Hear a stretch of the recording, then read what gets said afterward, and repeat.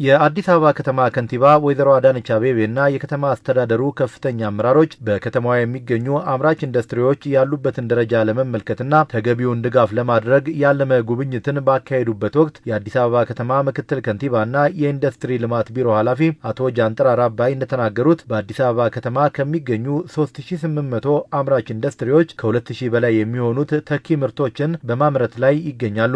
ከተማችን ግዙፍ ኢንዱስትሪዎች ካሉባት እንደ ሀገር ትልቁን ድርሻ ትይዛለች። ከ3800 በላይ ኢንዱስትሪዎች አሉ፣ ጥቃቅኖችን ሳይጨምር ማለት ነው። ከአነስተኛ እስከ ከፍተኛ ኢንዱስትሪዎች ከዚያ በላይ የሚሆኑ ኢንዱስትሪዎች አሉ። በዚህ ውስጥ ደግሞ ተኪ ምርት የሚያመርቱ ኢንዱስትሪዎች አሉ።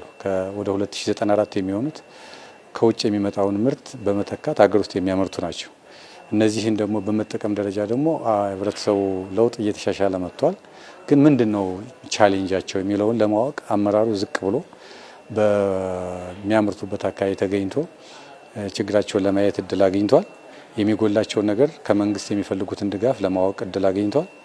ቀጣይ ደግሞ በተለይ አካባቢዎቹ የሳይቶቹ የተያዙበትን መንገድ እንዴት ማሻሻል ይቻላል የሚለውንም ውሳኔ ለመወሰን ተጨማሪ ዲዛይንም ለመስራት የሚያስችሉ ነገሮች ካሉ አመራሩ ማየቱ አንድ ትልቅ ለኢንዱስትሪው መነቃቃት እድል የሚፈጥር ነው ብለን እናስባለን። በኢትዮጵያ ታምርት እንቅስቃሴ በከተማዋ የሚገኙ ኢንዱስትሪዎች የማምረት አቅም እየተሻሻለ መምጣቱን የተናገሩት አቶ ጃንጥራር፣ ይሁን እንጂ ይህ በቂ ነው የሚባል አይደለም። በተለይም ወደ ውጭ የሚላኩ ምርቶችን በከፍተኛ መጠን ማምረት ላይ የበለጠ ሊሰራ ይገባል ብለዋል። በኢትዮጵያ ታምርት ንቅናቄ የከተማችን ኢንዱስትሪ የማምረት አቅማቸው እየተሻሻለ መጥቷል፣ ግን በቂ አይደለም።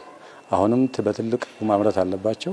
ብዙ ተኪ ምርቶችን ማምረት አለባቸው። ለኤክስፖርት ምርታችን አሁንም ገና ነው።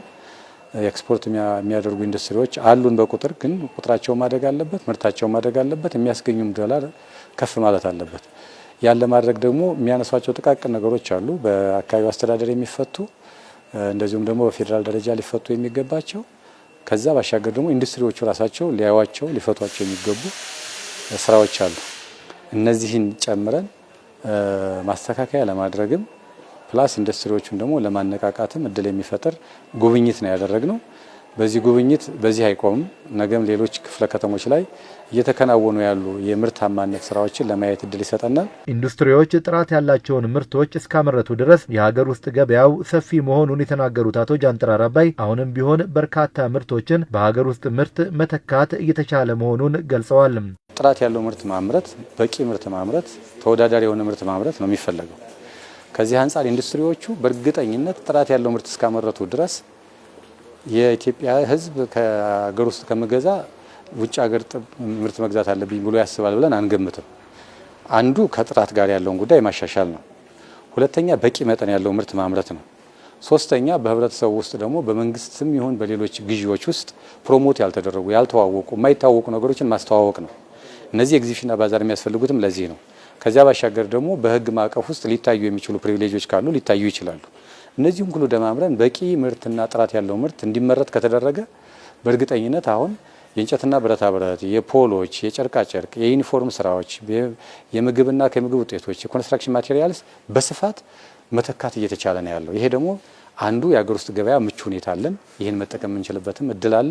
ይህን በስፋትም በጥራትም እያመረትን ከሄድን ኦልሞስት አሁን የምንተካውን ምርት 40-50% ከፍ አድርጎ 70-80% በሀገር ውስጥ ምርት መተካት የሚቻልበት እድል ይኖራል። የከተማ አስተዳደሩ በበርካታ መስኮች ለኢንዱስትሪ ዘርፉ ስኬታማነት ድጋፎችን እያደረገ መሆኑን የተናገሩት ምክትል ከንቲባው ለዘርፉ የበለጠ ውጤታማነት አመራሩ በቅርበት እንዲደግፍ ያስቻለ ጉብኝት መደረጉንም ነው የሚናገሩት። የከተማ አስተዳደራችን የመስሪያ ቦታ በማመቻቸት መሬት በማቅረብ የመሰረተ ልማት ችግርን በመፍታት የገበያ ትስስር በመፍጠር የገበያ የፕሮሞሽን ስራ በመስራት ባዛሮችን በማዘጋጀት ኤግዚቢሽኖችን በማዘጋጀት የምርት ትውውቅ በማድረግ ለኢንዱስትሪው አይነተኛ ሚናውን እየተጫወተ ነው ያለው።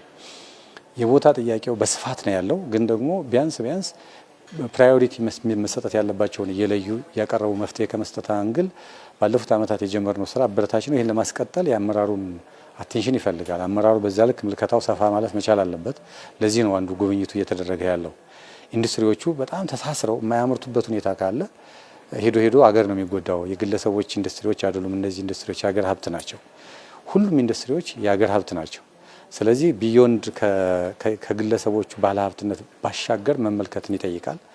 ይህን ለማድረግ መሰረተ ልማቱን በቅንጅት መፍታት ይፈልጋል። ለምሳሌ መንግስት ሁሉንም ላይ ያቀርብ ይችላል። መንገድ ስራ ላይ ኢንዱስትሪውም መንግስትም በቅንጅት እንዲሰሩ ማድረግ፣ በቅንጅት ከሰራን ቶሎ ብለን ችግሩን በመፍታት ምርቶቹ ወደ ገበያ የሚቀርቡበትን እድል እንፈጥራለን። ጥራት ያለው ምርት ወደ ውጭ ለመላክም ለሀገር ውስጥ ፍጆታም እንዲመረት ያስችላል። የከተማ አስተዳደራችን በጣም ክሪቲካል ችግር ያለባቸውን እየለየን መፍትሄ ስንሰጥ ቆይተናል። አሁንም ያንን ለማድረግ የአመራሩ ትኩረት ይፈልጋሉ ያልናቸውን በጋራ አይተናል። ነገም ይሄ ይቀጥላል።